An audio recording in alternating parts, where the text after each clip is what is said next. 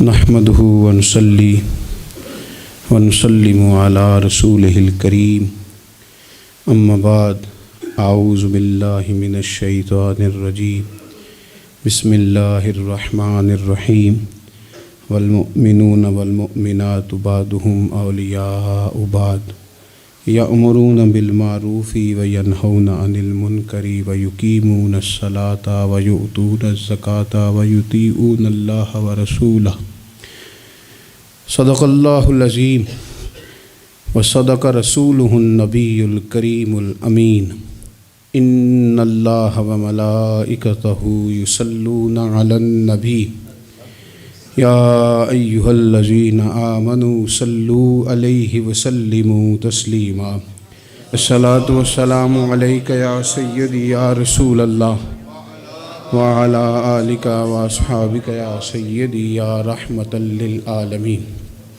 حمد و صلاۃ کے بعد دوستو، بزرگوں اور بھائیوں، انسان معاشرے میں جب جنم لیتا ہے، پیدا ہوتا ہے اور پھر وہ اپنی عمر کے منازل طے کرتا ہے، بہت سارے لوگوں سے اس کا سابقہ پڑتا ہے، بہت سارے لوگوں سے اس کا واسطہ پڑتا ہے۔ بچپن سے لے کر تا وقت انتقال وہ جتنے لوگوں سے ملتا ہے، جتنے لوگوں کے ساتھ وقت گزارتا ہے، ان تمام کی شخصیات اس پر کچھ نہ کچھ اثر چھوڑتی۔ جو بالکل غیر جاندار چیزیں ہیں نا، آپ سمندر کے کنارے بیٹھ جائیں تو آپ کے جسم کو خنکی محسوس ہوگی، ٹھنڈک پہنچے گی، اور آپ آگ کے پاس بیٹھ جائیں گے تو وجود حرارت محسوس کرے گا۔ انسان کا وجود ظاہری طور پر بھی اور باطنی طور پر بھی باہر کا خارجی اثر قبول کرتا ہے۔ اب بہت سارے لوگ ہیں جو یہ کہتے ہیں کہ میں بڑا پکا ہوں، مجھ پر کسی بات کا اثر نہیں ہوتا۔ یہ بات بہت زیادہ درست نہیں ہے۔ انسان بہرحال اثر قبول کرتا ہے۔ ہاں، جو لوگ علم میں، عمل میں اور نظریات میں بہت زیادہ پختہ ہو جاتے ہیں اور بہت زیادہ وہ معلومات رکھتے ہیں، وہ کئی دفعہ سامنے والا جب بات کرتا ہے تو اس کی بات کا جواب یا رد ان کے پاس موجود ہوتا ہے، تو پھر وہ اس اثر سے بچتے ہیں، لیکن کلیتاً نہیں۔ بہرحال کچھ نہ کچھ اثرات عام لوگوں پر، میں کہہ چکا ہوں کہ جو اسپیشلسٹ لوگ ہیں کسی بھی معاملے میں وہ تو بچ جاتے ہیں، لیکن عام لوگ بہرحال اثر قبول کر لیتے ہیں۔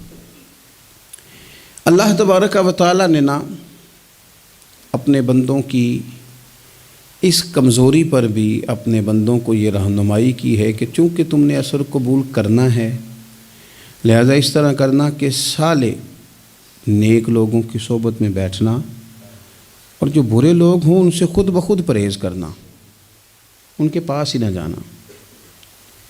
ضروری نہیں ہے کہ بچے کو آگ جلا ہی دے، لیکن بچہ چونکہ اس کا اثر لے لے گا، وہ اسے پتہ نہیں کہ وہ آگ ہے، لہذا اس کی ماں اسے نصیحت کرتی ہے کہ بیٹا تو آگ کے پاس جا ہی نہ، ایسا نہ ہو کہ تو چلا جائے اور تیرے لیے بہت زیادہ نقصان کا باعث یہ چنگاریاں بن جائیں۔ اللہ تبارک و تعالیٰ نے نا ہمیں صالحین کی صحبت اختیار کرنے کا کہا اور برے لوگوں سے بچنے کا کہا، اور اگر قرآن مجید کی زبان میں سادہ ترجمہ کیا جائے تو ایک قوم کے پاس بیٹھنے کو کہا اور 2 مرتبہ پرہیز کا کہا۔ صراط الذین انعمت علیہم، ان لوگوں کے رستوں پہ چلو جو انعام یافتہ ہے، وہ ایک گروہ بتایا، اور غیر المغضوب علیہم ولا الضالین، ان سے بچو جن پر غضب ہوا اور وہ جو رستے سے بھٹک گئے، گمراہ ہو گئے۔ پرہیز کی باری آئی تو 2 لوگ بتائے، بھٹکے ہوئے سے بھی بچنا اور جو فضل والے نہ ہوں، غضب والے ہوں، ان سے بھی بچنا۔ تو صالح صحبت، اچھی صحبت، نیک لوگوں کے ساتھ اٹھنا بیٹھنا۔ قرآن مجید کی سورہ توبہ میں اللہ کریم ارشاد فرماتے ہیں والمؤمنون والمؤمنات بعضهم اولیاء بعض، مومن مرد اور مومن عورتیں ایک دوسرے کے مددگار ہیں، دوست ہیں، مددگار ہیں۔ کیا مدد کرتے ہیں؟ وہ مالی مدد کرتے ہیں، ان کو معاشی طور پر سپورٹ کرتے ہیں؟ نہیں، ارشاد فرمایا یأمرون بالمعروف وینہون عن المنکر، وہ نا بھلائی کا حکم دیتے ہیں اور برائی سے منع کرتے ہیں، یہ والی مدد کرتے ہیں ایک دوسرے کی، یہ مومنوں کا کمال ہے۔ اور پھر وَيُقِيمُونَ الصَّلَاةَ وَيُؤْتُونَ الزَّكَاةَ، وہ نماز صحیح ادا کرتے ہیں اور زکوٰۃ بھی ٹھیک ٹھیک ادا کرتے ہیں۔ وَيُطِيعُونَ اللَّهَ وَرَسُولَهُ، اللہ کی بھی اطاعت کرتے ہیں اور اللہ کے رسول کی بھی اطاعت کرتے ہیں۔ ان کی مدد یہ ہے ایک دوسرے کے لیے کہ وہ بھلائی کا حکم دیتے ہیں، برائی سے منع کرتے ہیں، مل کے نمازیں پڑھتے ہیں، زکوٰۃ ادا کرتے ہیں، اللہ اور اس کے رسول کی اطاعت کرتے ہیں۔ فرمایا اولئک سیرحمہم اللہ، قربان جائیں، کیا انداز کریمانہ ہے رب کریم کا۔ فرمایا یہ وہ لوگ ہیں جن پر اللہ ضرور رحم فرمائے گا، جن پر اللہ اپنے فضل سے ضرور رحم کرے گا، اللہ ضرور رحمت کرے گا ان لوگوں پر، اس لیے کہ یہ ایک دوسرے کے مددگار ہیں۔ ان اللہ عزیز حکیم، اور بے شک اللہ غالب حکمت والا ہے۔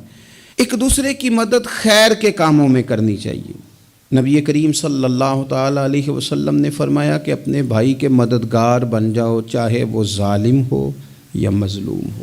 فوری طور پر انسانی ذہن میں سوال اٹھتا ہے کہ یا رسول اللہ صلی اللہ تعالیٰ علیہ وسلم، یہ مظلوم کی مدد تو سمجھ میں آتی ہے، ظالم کی مدد کیسے کریں؟ تو اللہ کے حبیب علیہ الصلوۃ والسلام دیکھیں کتنا نفسیات کے قریب، کتنا آسان کر کے، کتنا انسانی سطح جس کو بڑی جلدی قبول کرے، اس طرح حضور نصیحت فرماتے، یا رسول اللہ صلی اللہ تعالیٰ علیہ وسلم یہ بھلا ظالم کی مدد کیسے کریں؟ تو حضور نے فرمایا اسے ظلم کرنے سے روک دو، یہی تمہاری اس کے لیے مدد ہے۔ تم اسے سمجھاؤ کہ یہ بات غلط ہے، تم اسے کہو کہ تم زیادتی پر ہو، تم اسے کہو کہ تم غلط بات پہ اڑ گئے، تم اسے سمجھاؤ کہ جس رستے کے تم مسافر بنے ہو یہ رستہ ٹھیک نہیں ہے، یہ تمہاری مدد ہوگی اس کے لیے۔ تم اپنے دوست کو، بھائی کو، عزیز کو، رشتہ دار کو قائل کرو کہ وہ غلط کام نہ کرے، یہ تمہاری مدد ہے اس کے لیے۔ تم مددگار بن گئے اپنے اس بھائی کے۔ اچھے لوگوں کی صحبت، اچھے لوگوں کے پاس اٹھنا بیٹھنا، آج کل اس کا ترجمہ اور بھی کیا جا سکتا ہے کہ اچھے لوگوں کو سننا، اچھے لوگوں کی بات پر توجہ دینا۔ ہمارا نا ایک مزاج ہے ذائقہ بدلنے کا، یعنی یہ طبیعت بڑی انوکھی ہے لوگوں کی، کہتے ہیں یہ تو بات روز سنتے ہیں، کوئی انوکھی بات نہ سنیں، اس چہرے کو تو روز دیکھتے ہیں، کوئی انوکھا چہرہ نہ دیکھیں۔ لیکن درویش کیا کہتے ہیں؟ کہتے ہیں پاہویں سونے ملن ہزارہ، آسان نہیں یار بٹونا۔ او بھائی یہ مطلب سنو تو صحیح جی فلانا کیا کہہ رہا ہے۔ او بھائی خدا کے بندے پہلے تو اپنوں کی تو سن لے، وہ تو سمجھ لے، اس پر تو تھوڑا سا تو غور کر لے۔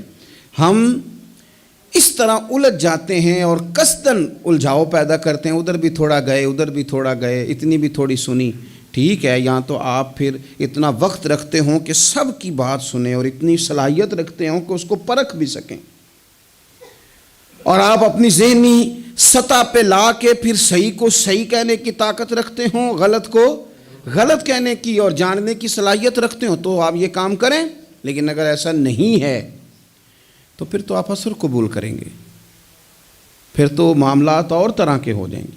اس لیے کوشش کریں کہ صالحین کی سنگت، نبی پاک صلی اللہ تعالیٰ علیہ وسلم نے فرمایا، میرا خیال ہے اس عنوان پر اس سے زیادہ قیمتی بات نہیں ہو سکتی۔ اللہ کے حبیب علیہ الصلوۃ والسلام نے فرمایا کہ انسان اپنے دوستوں کے دین پہ ہوتا ہے۔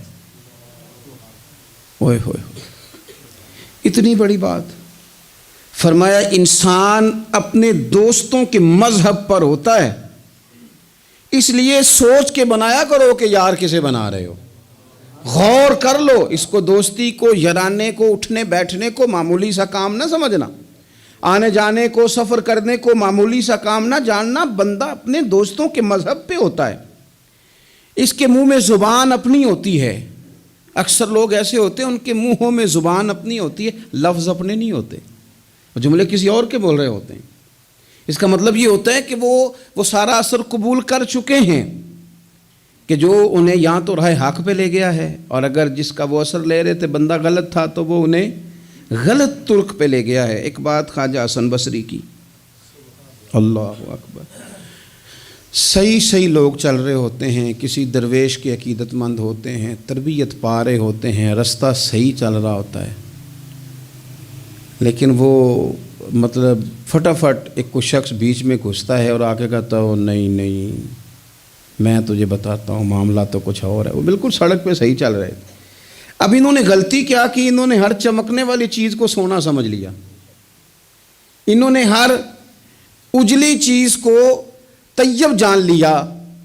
حضرت خواجہ حسن بصری فرماتے ہیں بروں کی صحبت میں نہ بیٹھنا، بروں کی صحبت تجھے اچھوں سے بدگمان کر دے گی، وہ تیرے ذہن میں اچھوں کے بارے میں۔ حضرت پیر چنن شاہ صاحب رحمۃ اللہ تعالیٰ علیہ آل و مہار شریف والے، حضرت پیر چنن شاہ صاحب رحمۃ اللہ علیہ کے پاس نا ایک نوجوان آیا تو پیار ہو گیا، وہ بیٹھنے لگا، طریقت سیکھنے لگا۔ وہ لوگ بھی بڑے خالص تھے، انہیں مریدوں کی صورت میں طاقت نہیں چاہیے ہوتی تھی، بلکہ انہیں مریدوں کی صورت میں وہ لوگ چاہیے ہوتے تھے جو ان کا پیغام آگے پہنچائیں، جو ان سے وہ سیکھیں، جو وہ سکھا کے انہیں دیندار بنانا چاہتے ہیں۔ تو بچہ بیٹھ گیا، حضرت بھی بڑا ہی پیار کرنے لگے، اسے دین سمجھانے لگے۔ تو اس کے والد صاحب پیچھے سے آئے اور آگے کہنے لگے پتر چل گھر چلیے۔ کہنے لگے جی ابا جی اور میں تے نہیں جانا، میں تے اتھی رہنا ہے۔ کہنے لگا پتر چل میں بڑے پیر ویکھے نے۔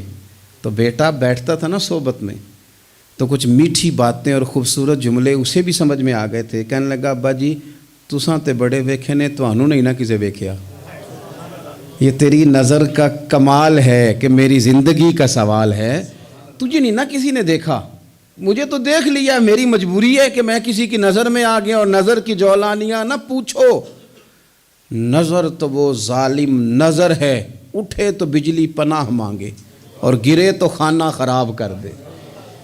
اس لیے میں تو نظر میں آ گیا ہوں، مجھے بتائیں میں کدھر جاؤں، میرا معاملہ اور طرح کا ہو گیا۔ تو عزیز دوست آپ یہ دیکھیں کہ آپ کسی صالح بندے کی صحبت میں جا رہے ہیں اور یکدم ایک شخص آیا ہے، اس نے آ کے سارا معاملہ روک دیا۔ بروں کی صحبت اچھوں سے بدگمانی پیدا کرتی ہے۔ آپ کے دوستوں کا ٹھیک ہونا بڑا ضروری ہے، حلقہ احباب کا درست ہونا بڑا ضروری۔ آپ نے تھوڑا سا بھی جس کے ساتھ سفر کرنا ہے نا، اس بندے کا بھی ٹھیک ہونا بڑا ضروری ہے، ورنہ انسانی ذہن میں بعض لوگ ایسے سوالات چھوڑ دیتے ہیں کہ وہ سوالات نہیں ہوتے، وہ وسوسے ہوتے ہیں۔ وہ تو ایک جملہ کہہ کے گزر گیا، اور انسان ہے کہ وہ لڑتا رہا، جد و جہد کرتا رہا۔ مجھے بڑی اچھی طرح بات یاد ہے، میں اپنے احباب میں سے سمجھ لیں یا بہن بھائیوں میں سے نہ کسی کے ساتھ کو تھوڑا بہت خیر کا کام کرتا تھا اپنی توفیق کے مطابق۔ تو ایک دن میں دوبارہ سے اسی سلسلے میں اپنی خدمت کے لیے حاضر ہوا تھا، تو میں واپس لوٹا تو ایک صاحب مجھ سے کہنے لگے کنا کچھ تو سائیں پار چانا ہے، دیکھ رہے ہیں سالوں گزر گئے۔ میں آپ کو اپنی بات بتاتا ہوں، تو واقعی میرا ذہن الجھنے لگ گیا۔ واپس آنے تک میں نے کہا یار یہ کب تک، یعنی کہ تو ہر روز کوئی نہ کوئی بات سنا دیتے ہیں کہ فلانی بھی مجبوری ہے، فلانی بھی، کب تک یہ کرنا ہے؟ میرا ذہن خاصا الجھ گیا اور میں بڑی عجیب سی کیفیت میں چلا گیا۔ میں اسی پریشانی کے عالم میں تھا کہ میں نے طبقات امام شورانی کھولا، ویسے ہی بائی دوے تو سامنے ایک بزرگ کا قول آ گیا، وہ کہنے لگے یاد رکھنا بندے بندوں کے محتاج نہیں، بندے رب کے محتاج ہیں، اور اگر کوئی بندہ کسی کا بھلا کرتا ہے نا تو بس اللہ نے اس کی ڈیوٹی لگائی ہے، باقی دے اللہ ہی راہ ہے، بندے بندوں کے محتاج۔ اگر کوئی بندہ کسی کو کچھ دیتا بھی ہے تو وہ اللہ کی دی ہوئی ڈیوٹی سر انجام دیتا ہے، بندے او ہو میرا تو رو رو کے برا حال ہو گیا۔ اور میں نے کہا تو کیا سوچنے لگ گیا تھا، تو کچھ ہے، میں مسکین پرانا خادم کسے در ملی نہ ٹوئی، تے واصف یار نے نظر جو کیتی تے واصف ہی ہوئی۔ وہ پتہ سارا ہے نا سردار نو کیتیاں دا، اے دا پردہ چپایا ہی چلو بھلا ہو سی۔ الجھے نہیں، لوگ الجھا دیں گے آپ کو، چھوٹی سی بات کریں گے آپ الجھ نہیں، آپ کہیں گے ہو میری وجہ سے چل رہا، تیری وجہ سے کچھ بھی نہیں چل رہا، کچھ بھی نہیں تیری وجہ سے چل رہا۔ بڑے بڑے تھے جو قبروں میں لیٹ گئے، ہوئے نامور بے نشاں کیسے کیسے، اور زمیں کھا گئی نوجوان کیسے کیسے۔ کہاں میرے بھائی کسی کی وجہ سے نہیں، یہ نظام میرے رب کا ہے اور میرے مالک کی قدرت سے چل رہا ہے، یہ نبی کریم علیہ السلام کی نگاہ کرم سے چل رہا ہے۔ اس لیے الجھے نہیں، آپ کو لوگ الجھائیں گے، کہیں گے کب تک جی آپ تو فلانا تو بس ایسے ہوگا، نہ الجھے نہیں، کبھی نہیں الجھے۔ سنیں، ہمارے ارد گرد کے حلقہ یا احباب کا ٹھیک ہونا اتنا ضروری ہے، اتنا ضروری ہے کہ داتا گنج بخش علی اجویل رحمۃ اللہ علیہ فرماتے ہیں کہ مکہ معظمہ میں ایک شخص طواف کعبہ کر رہا تھا۔ بڑے سارے لوگ کہہ دیتے ہیں دعا میں یاد رکھنا، دعا میں یاد رکھنا، تو وہاں نا اپنی طلب اتنی زیادہ ہوتی ہے کہ وہ بندہ مطلب خزانے کے سامنے کھڑا ہے تو وہ کہتا ہے یہ بھی اپنے لیے لے لوں، یہ بھی اپنے لیے لے لوں، یہ بھی اپنے لیے لے لوں۔ ہوتے ہیں کچھ لوگ جن کو مطلب جو نظروں سے ہٹتے نہیں تو بندہ ان کے لیے دعا کرتا ہی رہتا ہے، لیکن زیادہ نہیں، میں آپ کو صحیح کہہ رہا ہوں، کم لوگ ہوتے ہیں۔ آج ہم جاتے ہیں بڑا مشکل سے سفر کر کے حرم شریف میں، لیکن بڑی آسانیاں، جہاز کا سفر ہے، بہت ساری آسانیاں، تو ایک بندہ 6 ماہ سال پیدل اس نے سفر کیا اور حرم شریف پہنچا، وہاں اس نے دعائیں مانگنی، اب اسے کوئی اور یاد آتا ہے، وہ تو بھائی خرچ ہو گیا، اس کا تو وجود تھکن سے چور ہو گیا۔ لیکن داتا صاحب رحمۃ اللہ علیہ فرماتے ہیں اس شخص کا حال یہ تھا کہ وہ حج کرنے گیا، جتنی بار بھی دیکھا نا کعبے کا طواف کر رہا ہے، غلاف پکڑا ہے، اور کیا پتہ کیا آ رہا ہے، یا اللہ میرے دوستوں کو ٹھیک کر دے، یا اللہ میرے دوستوں کی اصلاح کر دے، یا اللہ میرے دوستوں پہ فضل فرما دے، یا اللہ جو میرے ارد گرد رہنے والے ہیں انہیں اپنا قرب دے دے، ان کا رستہ آسان کر دے۔ وہ کہتے ہیں ایک درویش سے نہ ہی رہا گیا، اس نے کہا خدا کے بندے کچھ اپنے لیے بھی مانگ، جتنی دفعہ تجھے دیکھا ہے تو کہتا ہے یا اللہ میرے دوست ٹھیک کر دے، میرے دوست ٹھیک کر دے۔ وہ کہنے لگا تمہیں پتہ ہی نہیں، یہ بھی میں اپنے لیے ہی مانگ رہا ہوں۔ اس نے کہا اپنے لیے کس طرح مانگ رہا ہے؟ کہنے لگا وہ ٹھیک رہیں گے نا تو پھر میں بھی ٹھیک ہی رہوں گا، جب چاروں جانب سے مشورہ ہی خیر کا ملے گا تو میں کیسے بگڑوں گا؟ جب وہ سارے مجھے اچھی رائے دیں گے اور اچھی طرف ہی قائل کریں گے تو کیسے کام خراب ہوگا؟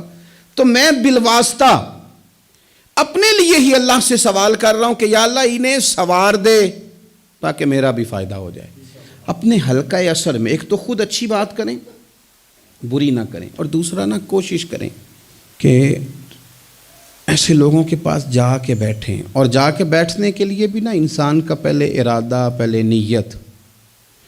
ہم جب کسی جگہ جاتے بھی ہیں تو ہماری نظریں اتنی طائرانہ پہلے پڑتی ہیں، اتنی تنقید کرتے ہیں، پہلے ہم نے اپنے ذہن میں جو خاکہ بنایا ہوتا ہے نا کسی کا، پہلے اس میں اسے تولتے ہیں، پہلے ہم پوری طرح نچوڑ کے دیکھتے ہیں کہ کون سی چیز صحیح ہے اور کون سی غلط ہے۔ اس ذائچے میں اگر کوئی پھر بھی پورا اتر آئے، پھر بھی اس کی کہی ہوئی باتوں کو اس ذوق سے قبول نہیں کرتے۔ جب آپ کا سیکھنے کا مزاج ہے تو پھر تو ہمیں کہا گیا کہ یہ علم، یہ معرفت، یہ تو مومن کی گمشدہ میراث ہے، مومن کی ہے، اس سے گم ہو گئی ہے، جہاں سے ملے وہاں سے حاصل کرو، خیر کی بات آپ ذہن بنائیں، اچھا گمان کریں کہ یار میں نے سیکھنا ہے، تو آپ طالب علم سے بھی سیکھ لیں گے، چھوٹے بچے سے بھی سیکھ لیں گے۔ اگر آپ کا ذہن ہے اور اگر یہ نہیں ہے تو پھر میرے بھائی اینک اتنی تگڑی ہے، اتنی سخت ہے کہ اس کے شیشوں پر کوئی پورا اتر سکتا ہی نہیں، تو پھر کس طرح سیکھیں گے؟ آپ حضرت ابن الجوزی رحمۃ اللہ علیہ فرماتے ہیں کہ ایک درویش تھے، حضرت ابو ہاشم ان کا نام تھا، کہتے ہیں بڑی مجبوری تھی، مجھے کہیں جانا تھا تو کشتی نہیں مل رہی تھی، اچانک ایک کشتی گزرنے لگی تو میں بھی سوار ہونے لگا، تو ملاح نے مجھ سے کہا کہ یہ ایک صاحب بیٹھے ہیں، بڑے امیر ہیں، ساتھ ان کی کنیز ہے، انہوں نے مجھ سے بک کر لی ہے ساری کی ساری، کی عقیدہ سی سالم کرا لیا ٹانگا، وہ ساری کی ساری بک کر لی ہے، تو میں تو کسی کو نہیں بٹھا سکتا۔ تو وہ جو صاحب بیٹھے تھے بڑے سیٹھ آدمی تھے، کہنے لگے میاں آپ کسی اور کشتی میں، وہ جو ان کی کنیز تھی نا، وہ کہنے لگی چہرے سے کوئی نیک آدمی لگتا ہے، چلو اتنی سواریوں کی جگہ ہے، کسی کونے کھدرے میں بیٹھ جائے گا، ہمارا کیا جائے گا؟ کہا اچھا چلو آ جاؤ۔ کہتے میں کونے میں بیٹھ گیا، تھوڑا رستہ آگے گیا، انہوں نے کھانے کا سامان نکالا، مجھے بھی کھلایا، لیکن کھاتے کھاتے میری نظر پڑی تو اس میں تو شراب کے برتن بھی تھے معاذ اللہ۔ پھر اس شخص نے کھانا کھانے کے بعد اس کنیز سے کہا کہ مجھے معاذ اللہ گانا سناؤ، وہ گانے گانے لگی، یہ میری طرف متوجہ ہونے لگا، مجھے کہنے لگا سنو، میں نے کہا میں یہ نہیں سنتا۔ پھر میری طرف شراب بڑھائی، میں نے کہا میں نہیں پیتا، تو کہنے لگا تو کیا سنتا ہے، تو کیا سنتا ہے؟ تو کہنے لگے میں سناؤں کیا سنتا ہوں؟ کہا سنائیے، فرماتے میں نے قرآن پاک پڑھنا شروع کر دی۔ کچھ لوگ، میں آپ کو یقین سے کہتا ہوں، کچھ لوگ ایسے ہیں جن کی زندگی دور گزر گئی ہے مسجد سے، انہیں کو بندہ چاہیے جو تھوڑا سا جا کے پیغام حق سنائے۔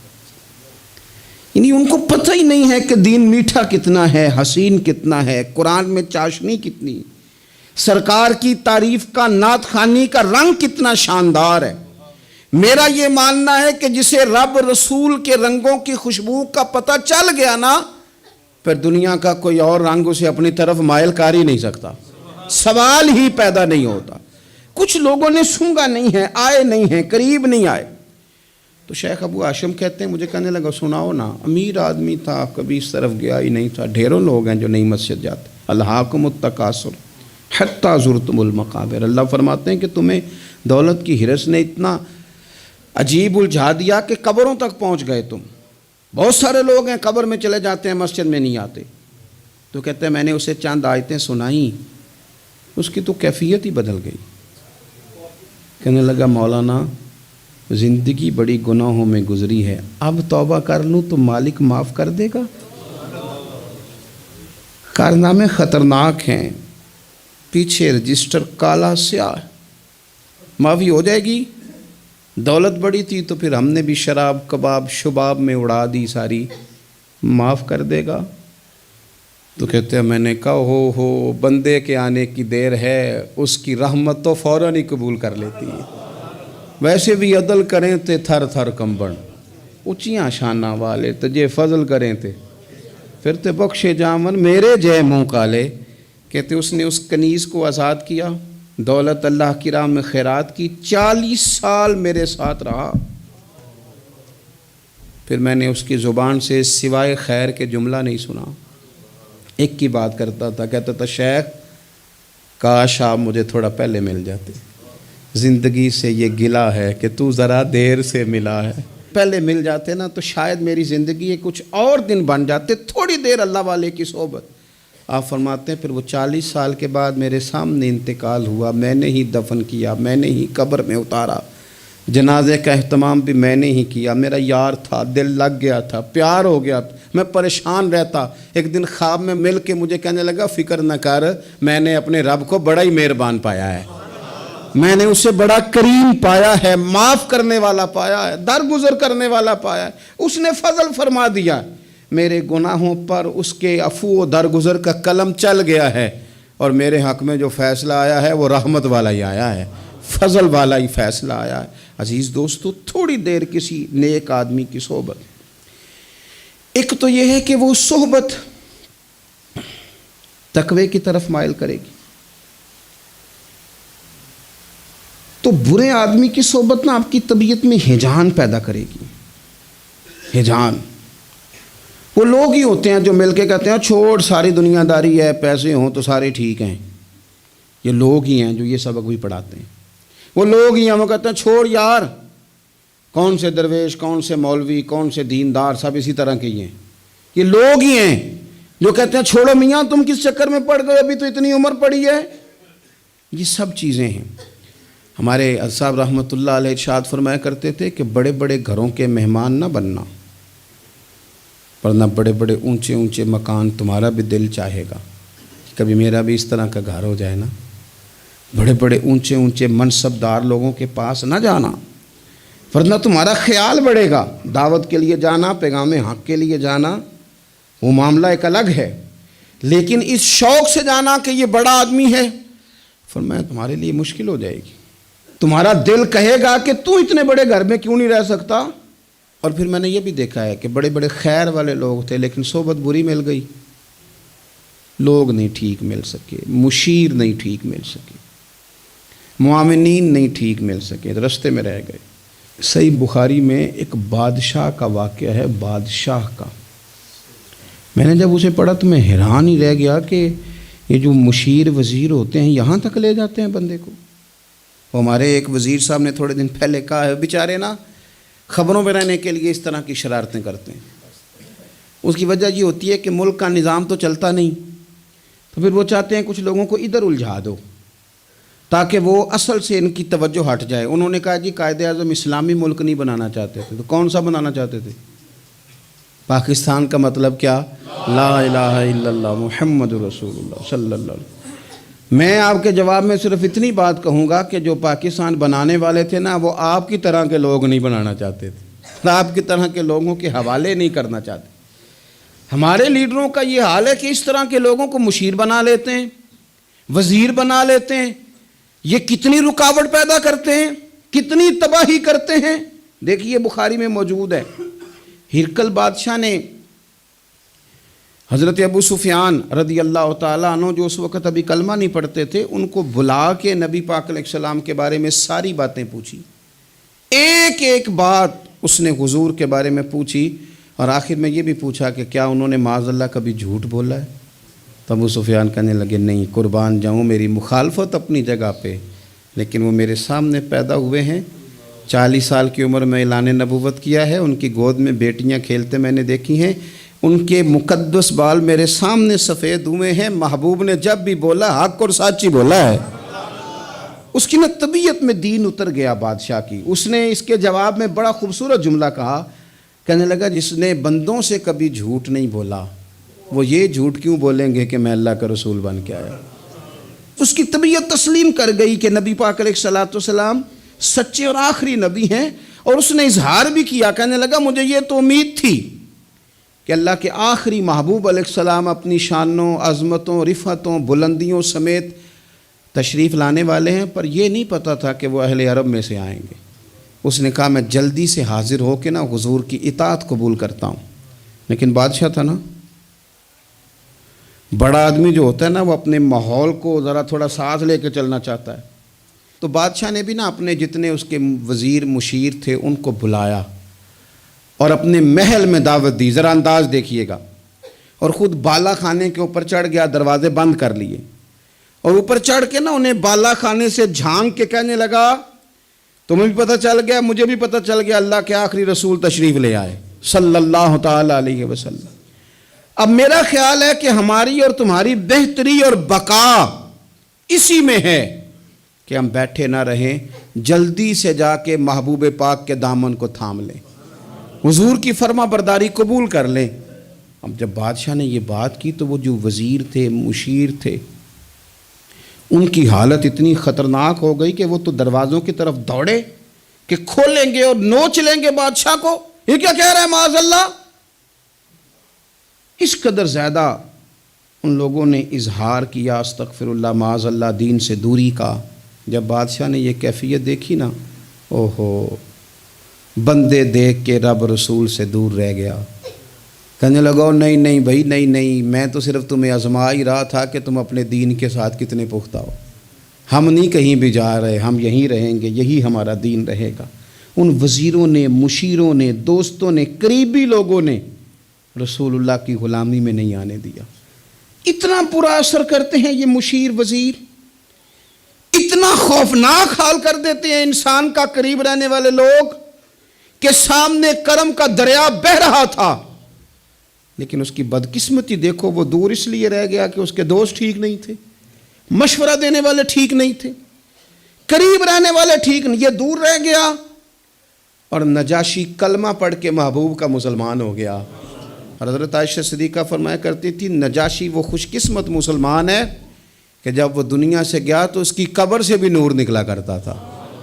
اس نے نہیں بادشاہ دیکھی، غلامی کی رسول کریم، اور اس نے اپنے مشیروں پر لوگ تو یہاں تک بری صحبت اثر کرے گی کہ وہ دین سے دور لے جائے گی۔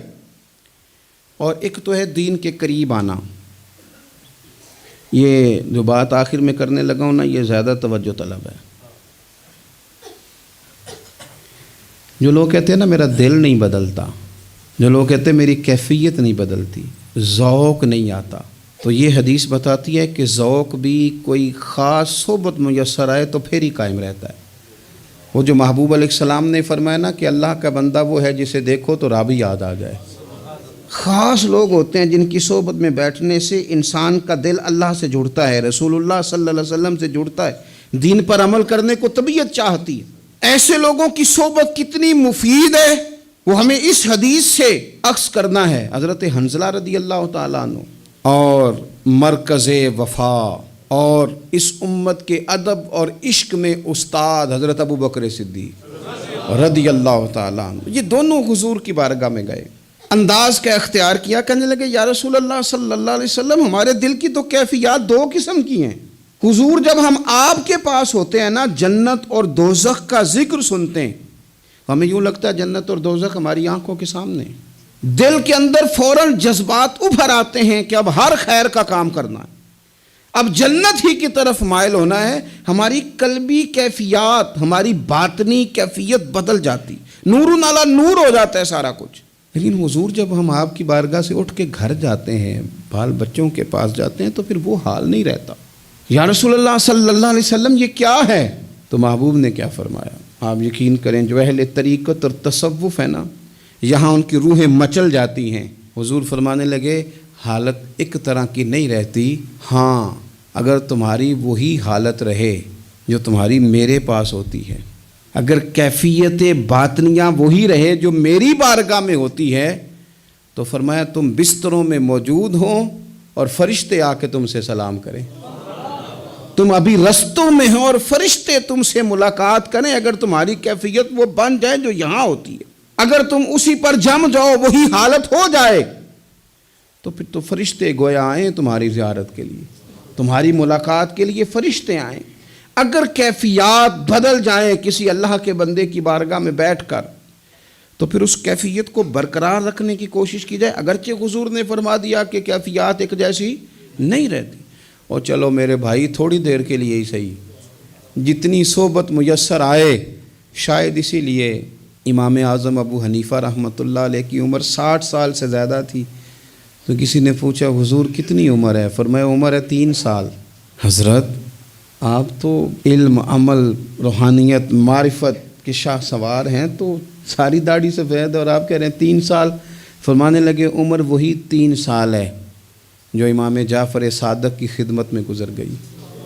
وہ کیفیات جو ان کی بارگاہ میں رہتی تھیں، وہ انداز جو ان کی بارگاہ میں رہتا تھا، جو ان کے پاس ہوتا تھا، وہ پھر کہیں اور میسر ہر مشکل دی کنجی یارو ہاتھ مرداں دے آئی، اور مرد نظر کرے جس ویلے، اوئے ہوئے ہوئے، مرد نظر کرے جس ویلے، مرد نظر کرے جس ویلے، پھر مشکل رہے نہ کائی۔ وہ جو کیفیات ہے نا اس وقت کی، جب کوئی رب کا بندہ ملے اور انسان اس کی صحبت میں بیٹھ کے اپنے رب کو یاد کرے، رسول کریم کی محبت میں مچلے، تو پھر وہ لمحے اتنے قیمتی ہیں کہ وہ زندگی سنوارنے کے لیے کافی ہو سکتے ہیں۔ اللہ کریم اچھی صحبت نصیب فرمائے۔ آخر دعوایا ان الحمدللہ رب العالمین۔